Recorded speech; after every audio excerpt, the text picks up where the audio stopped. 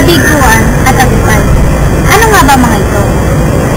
At ano nga ba ang mga pananaw ng mga taong nasa middle adulthood tungkol dito?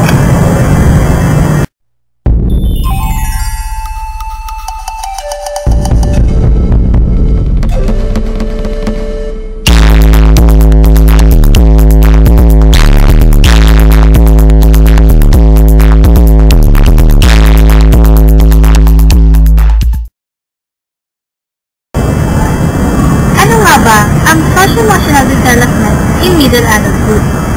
Halika at samahan niyo akong talakayin natin ito.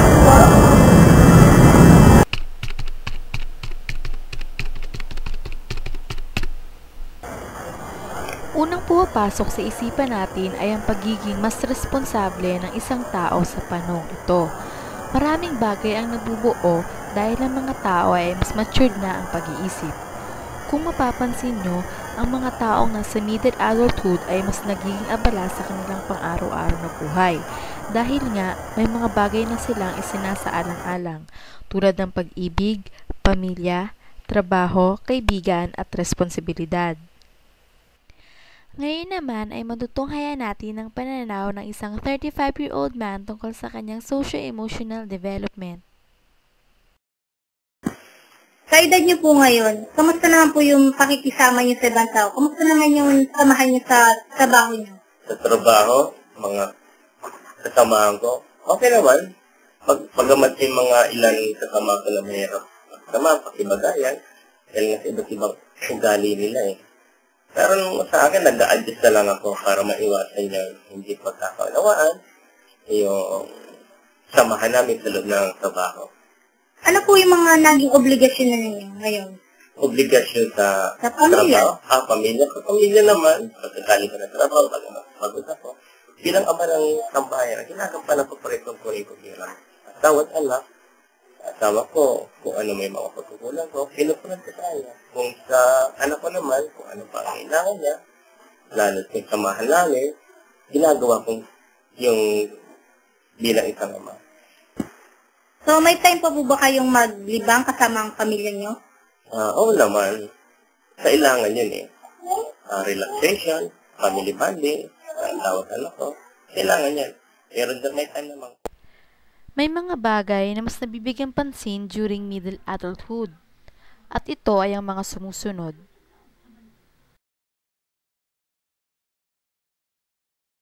May puppy love, may first love, pero during middle adulthood, dito pumapasok ang pinakamatindi at seryosong love.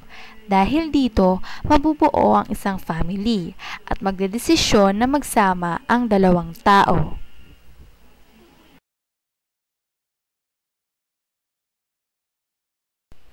Ito ang isa sa big event na nangyayari during middle adulthood, ang pagsasama ng dalawang taong nagmamahalan at pagsisimulaan ng pagbuo ng isang pamilya.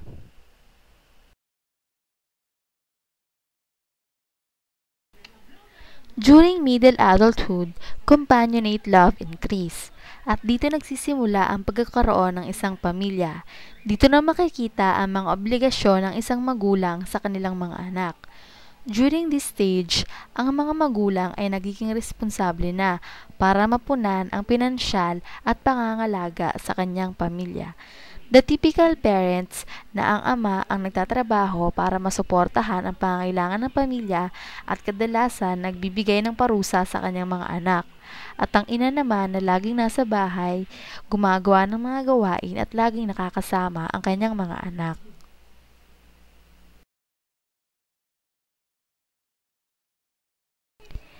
Sibling relationships also persist over the entire life cycle for most adults.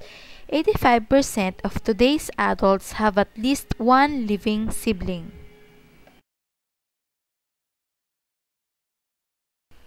Friendships continue to be important in middle adulthood just as they were in early adulthood. It takes time to develop intimate friendships, so friendships that have endured over the adult years are often deeper than those that have just been formed in middle adulthood.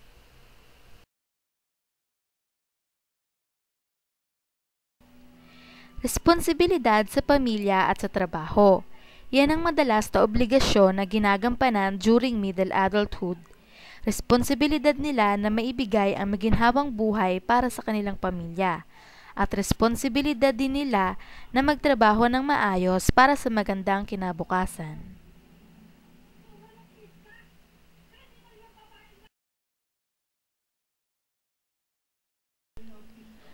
Ang broken family ay matatawag nating failure para sa isang tao na nasa middle adulthood. Ito ang resulta ng paghihiwalay ng mag-asawa. Malaki ang epekto nito sa emosyonal na parte ng kanilang pagkatao dahil pakiramdam nila ay may mga kulang at pagkakamali silang nagawa. Hindi lamang sila ang naaapektuhan kundi kahit ang kanilang mga anak.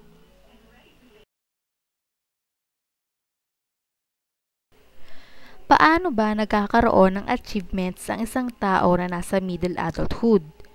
Maaaring isa na rito ang kanyang trabaho, promotion, stable job, o kaya nagkakaroon na sila ng ari-arian mula sa kanilang pinagpaguran. Maaari din namang nakatapos sila sa kanilang doctoral degree at nakapasa sa kanilang licensure exam. O kaya naman ay nagkaroon sila ng isang pamilya na may pagmamalaki. Ang mga nabanggit ay matatawag na achievements para sa kanila, para sa mga taong nasa middle adulthood. Sa kabuuan, ang socio-emotional development in middle adulthood ay tumutukoy sa pakikisalamuha at emosyonal na aspeto ng isang taong nasa panahong ito. Makikita dito na sila ay marami ng kinakaharap na responsibilidad at marami na ring mga bagay na pinagtutuunan ng pansin dahil sila ay nasa hustong gulang na.